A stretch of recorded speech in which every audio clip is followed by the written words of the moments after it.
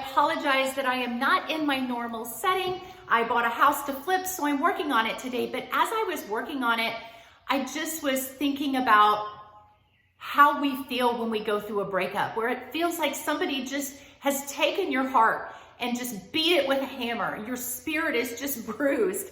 So this video is about how to heal from that, the one piece of advice that you need, because you are gonna heal. You're gonna hurt for a moment. Here's the bonus. That guy may regret it for a lifetime. Maybe you've had just one bad breakup. Maybe you've had a string of bad relationships. I know I refer to the movie Pretty Woman, where Julia Roberts calls herself a bum magnet. She says, if there's a bum within a 50-mile radius, I'm attracted. Maybe you feel like that's you. I know I have felt like that in my past. Why did I make such poor choices? Why did I allow this man to hurt me? So if that's you, then this video is for you. If it's not you, great. God bless you. I hope you have one amazing relationship and you stay there your whole life. But that's not always the case with some of us. So if you're reeling from a breakup, or you're just having trouble moving on from a past breakup, I have got the best advice for you.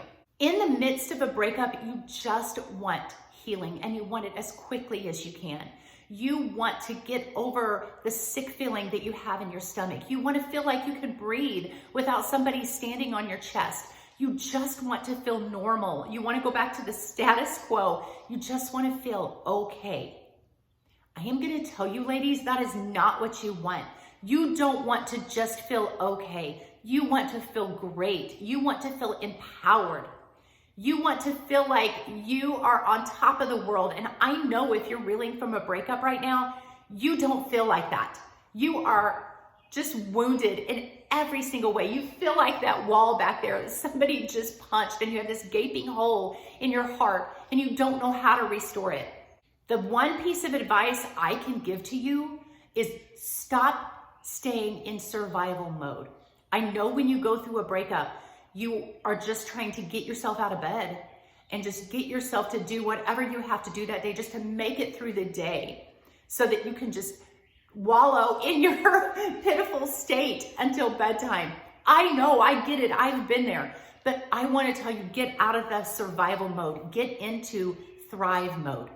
I want you to take that hurt and that pain and use it as a catalyst to make you even better. I want you to build something.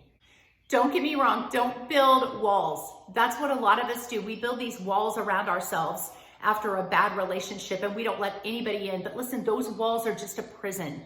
I want you to build something lasting. Build yourself. Build that breakup body. Maybe go back to school. Maybe you have a business that you want to start. You want to be an entrepreneur, or you want to pay off some bills. You want to get financially sound. You want to buy a house. I don't know what it is, but I want you to take that pain and prosper yourself in the midst of this breakup. Here's one bit of advice I want you to focus on. He's not coming back. At least probably not now, not in the midst of this. He's not going to come back and pick you up and make it all better. He has left you dejected, and he's done. For now, he is done. Don't expect him to come back and pick you up. Don't expect anybody else to come back and pick you up.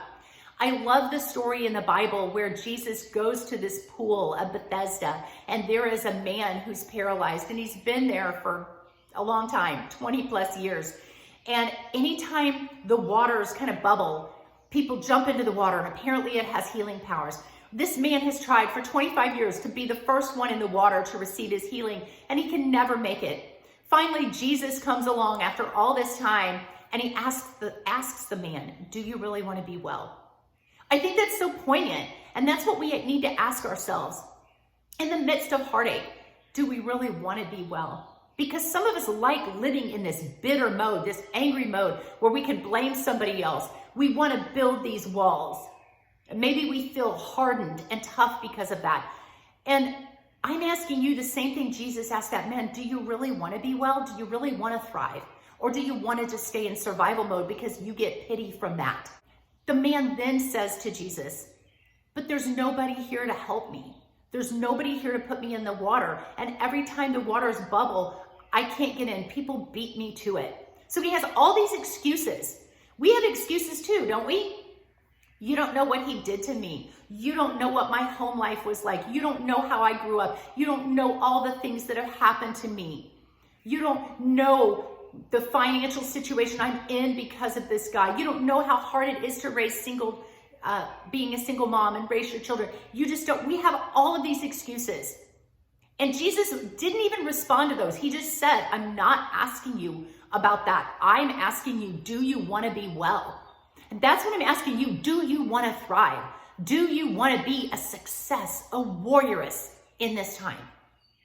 Finally, the man answers Jesus and says, yes, I want to be well. And then Jesus doesn't say, well, just stay here. Somebody will come along and pick you up. Jesus doesn't even pick the man up. He just says, then get up. Get up, take your bed and go. That's what we need to understand. Get up, move. Take up the mess that you're lying in, the pain, the hurt that you're feeling, that sick bed that you're on. Take it and use it as a catalyst to spur you on. Build something during this time. Yes, somebody knocks you down. Are you going to give them the satisfaction of staying down, staying angry, staying bitter? Or are you going to build something amazing out of it? You can move and still be hurt. You can go to the gym with a broken heart. You can take classes while your soul is shattered. You can start a business even when your spirit is not fully alive in that endeavor yet. You can do it all broken. You know, people say if you're going to do something, do it right. And you may think, I'm not in the place to do anything. I am so dejected right now. I'm so broken right now. I'm not in a good place to start something new. Well, when is a good time? Your hands can still work. Your legs can still move even when you're broken.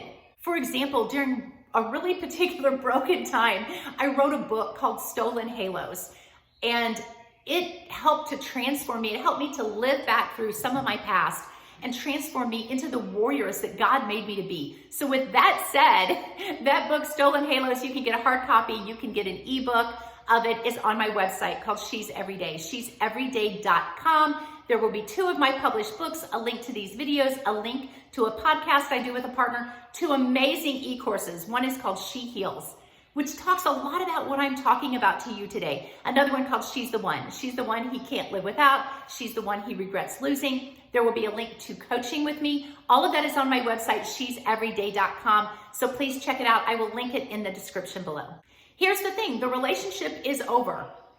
It's severed. You're coming out of this relationship one way or another. How do you want to come out? Do you want to come out hardened and bitter and angry and mean with all these walls built up? Do you want to come out sad and dejected with low self-worth? Or do you want to come out victorious, kind, loving, compassionate, but also bold and courageous and fearless? You're coming out either way, ladies. Come out in a way that you have a legacy to show for it. So here's what I want you to do. I want you to get a plan. I want you to get a planner and I want you to start writing down the amazing structure that you're going to build and how you're going to go about it, the amazing you that you're building, the masterpiece that you're painting. I want you to write down your goals of where you want to be in a year.